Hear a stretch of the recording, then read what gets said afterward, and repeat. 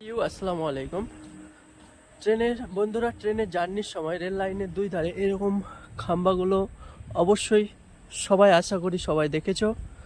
তো এই খাম্বাগুলোকে রেলের ভাষায় কি বলা হয়ে থাকে, এর নাম কি, আর একটা খাম্বা থেকে আরেকটা খাম্বার দূরত্বটা কতটা, এই দূরত্বটাকেও কি বলা হয়, আর এই খাম্বার গায়ে ভাগ দেওয়া নাম্বারগুলো কি কারণে লেখা থাকে, কি জন্য লেখা থাকে, এসব অজানা তথ্যগুলো তোমাদের সামনে তুলে ধরবো। আমি রবিউল ইসলাম। সবাইকে স্বাগত জানাই আমার একটা নতুন ইনফরমেটিভ ভিডিওতে। তো চলো শুরু করা যাক।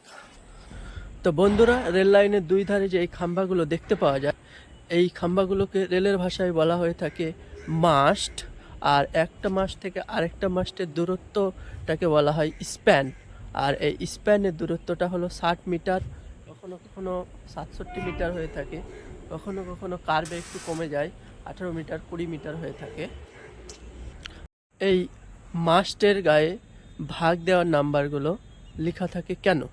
তো বলি, এই কারণে লেখা থাকে যে লোকো পাইলট যখন কোনো লোকোমোটিভ ট্রেন নিয়ে যায়, তো রাস্তায় কোনো প্রবলেম বা লোকোমোটিভের প্রবলেম দেখা দেয়, তো স্টেশন মাস্টারকে কি বলবে? তখন বলবে যে হাওড়া থেকে মালদা যাচ্ছিলাম, সেই রুটের প্রবলেম হয়েছে, আপনি খুঁজে নিন। একদমই তা না। তখনই এই মাস্টের গায়ে লেখা থাকা নাম্বারটি লোকো পাইলট লক্ষ্য করে, আর সেই নাম্বার দেখে স্টেশন মাস্টারকে ইনফর্ম করে যে এত নম্বর মাস্টের কাছে আমার লোকোমোটিভের প্রবলেম হয়েছে, রাস্তায় ভাঙচুর হয়েছে, সমস্যা হয়েছে। তখনই স্টেশন মাস্টার দেখে খুঁজে নেয়, আর খুঁজতে আসান হয়, তখনই লোকজন সেখানে চলে আসে। তো এই কারণেই মাস্টের গায়ে এই নাম্বারগুলো লেখা থাকে। আর মাস্টের গায়ে এই যে আপনারা দেখতে পাচ্ছেন, এই লোহাটা বেড়ে আছে, এটাকে বলে রেলের ভাষায় আর্ম। আর আর্মের ওপরে যে তারটা ওয়্যারটা গেছে সেটাকে বলে ক্যাটিনারি ওয়্যার। আর নিচেরটা যেটা গেছে ওইটাকে বলা হয় কন্ট্যাক্ট ওয়্যার।